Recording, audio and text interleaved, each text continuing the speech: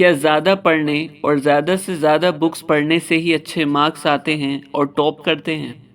क्या एग्ज़ाम में टॉप करने के लिए आपको 18-18 घंटे पढ़ना ही पड़ेगा?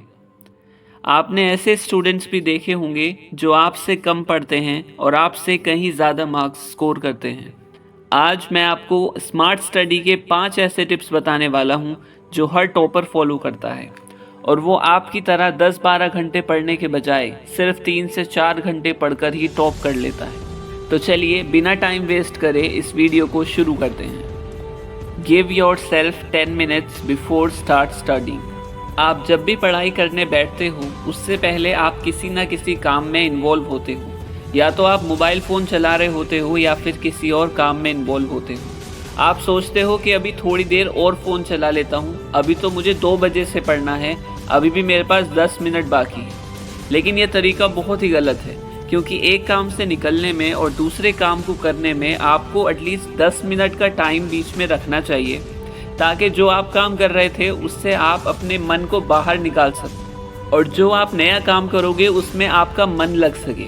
एकदम से अगर आप चीज़ को स्विच करोगे तो आपका पढ़ाई में मन नहीं लगेगा और आप थोड़ी देर के बाद ही दोबारा डिस्ट्रैक्ट हो जाओगे और फिर जब पढ़ने बैठो तो फुल कंसंट्रेशन के साथ पढ़ो। दूसरी चीज़ है सेल्फ स्टडी। कोचिंग या स्कूल में आपको कॉन्सेप्ट तो समझ में आ जाएगा, लेकिन अगर आप घर पर आकर उसे रिवाइज नहीं करोगे तो आप उसे भूल जाओगे। खुद से समझने पर और ज़्यादा समझ में आता है और आपको लंबे समय तक याद रहता है, क्योंकि खुद से समझने पर आपका पूरा ध्यान क्वेश्चन पर होता है और आप उसे अच्छे से समझ पाते हैं। अगर आप किसी और से क्वेश्चन पूछते हैं तो वह आपको वही तरीका समझाएगा जो उसे पता है, और अगर आप खुद से समझने की कोशिश करेंगे तो आपको क्वेश्चन को सॉल्व करने के अलग अलग तरीके पता चलेंगे। सेल्फ स्टडी से आपको सीखने को ही नहीं मिलेगा, बल्कि आप में कॉन्फिडेंस भी डेवलप होता चला जाएगा और आपको ये भी पता चलता है कि आपको क्या क्या आता है और अभी किस टॉपिक या कंसेप्ट पर आपको काम करने की ज़रूरत है। तीसरी चीज़ है रिलाई ऑन लेस रिसोर्सेज। जब आप पढ़ाई करना शुरू करते हो तो आप बहुत ही एक कंफ्यूजिंग स्टेट में होते हो। आप सोचते हो कि मैं इस बुक से भी पढ़ लेता हूँ, उस बुक से भी पढ़ लेता हूँ, ऑनलाइन कुछ नोट्स भी पढ़ लेता हूँ, इससे मेरे ज़्यादा मार्क्स आ जाएंगे। लेकिन ये बहुत ही बड़ी बेवकूफ़ी है। आप अपने ब्रेन में बहुत सारी इन्फॉर्मेशन स्टोर कर लेते हो।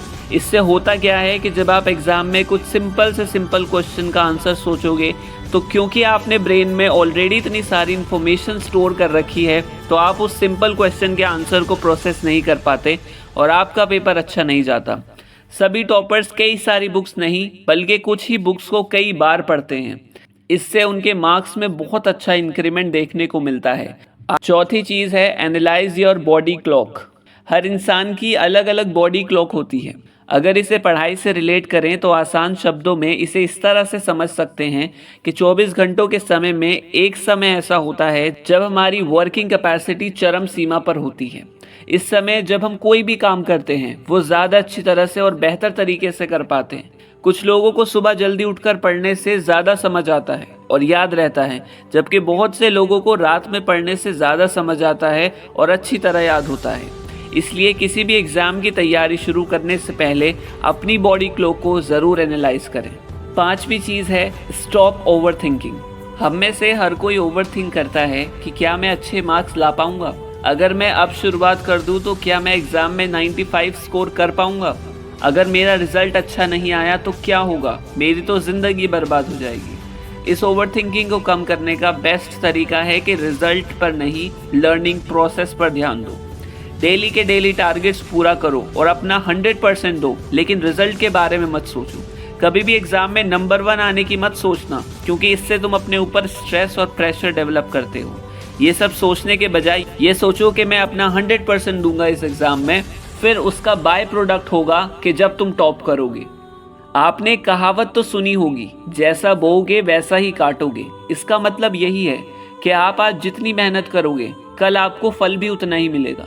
इसलिए सफलता पाने के लिए सपनों की दुनिया में खोए मत रहो, बल्कि इसके लिए वो सब करो जो आप कर सकते हो। जितनी ज़्यादा मेहनत उतनी ज़्यादा सफलता। हर दिन आपको मिलता है 24 घंटे, 1440 मिनट, 86,400 सेकंड। अपने एक एक सेकंड को अपने सपनों को हकीकत बनाने में लगा दो। जी जान से मेहनत करो। हमेशा कल की प्लानिंग आज ही कर लो। रात को सोने से पहले अपने अगले दिन का गोल सेट करो। अपने दिमाग में एक टेबल बना लो कि मुझे सुबह उठकर क्या क्या करना है। अक्षय कुमार कहते हैं, मैं हर रात सोते वक्त सुबह होने का इंतज़ार करता हूँ कि कब जल्दी से सुबह के 4 बजें और मैं अपना काम शुरू कर सकूँ। यदि आप भी अपनी पढ़ाई को लेकर इतने ही एक्साइटेड हैं तो यकीन मानिए आप भी एक दिन अपने सपनों तक पहुँच ही जाएंगे। याद रखना, आपकी आज की नींद आपको आने वाले कल में चैन की नींद सोने नहीं देगी, और अगर आप आज दिन भर चैन की नींद सोने में निकाल दोगे तो आने वाले कल में आप चैन की नींद नहीं सो पाओगे। बड़ी सफलता चाहते हो तो अपने लक्ष्य को पाने के लिए दिन रात एक कर दो। अगर आप ये सोचकर पढ़ने बैठे हो कि 3 घंटे पढ़ना है और जब पढ़कर उठो उस वक्त आपको पता चले कि आपने 5 घंटे पढ़ाई की है, तब आप समझ जाना कि अब आपको सफल होने से कोई नहीं रोक सकता। कैलेंडर हमेशा तारीख को बदलता है, पर एक दिन ऐसी तारीख भी आती है जो कैलेंडर को ही बदल देती है।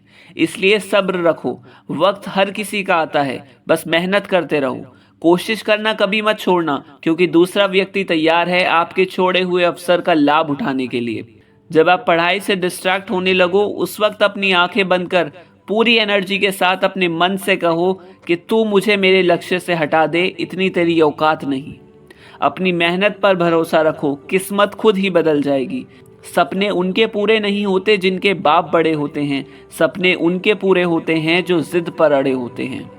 अगर वीडियो अच्छी लगी हो तो कमेंट ज़रूर करना।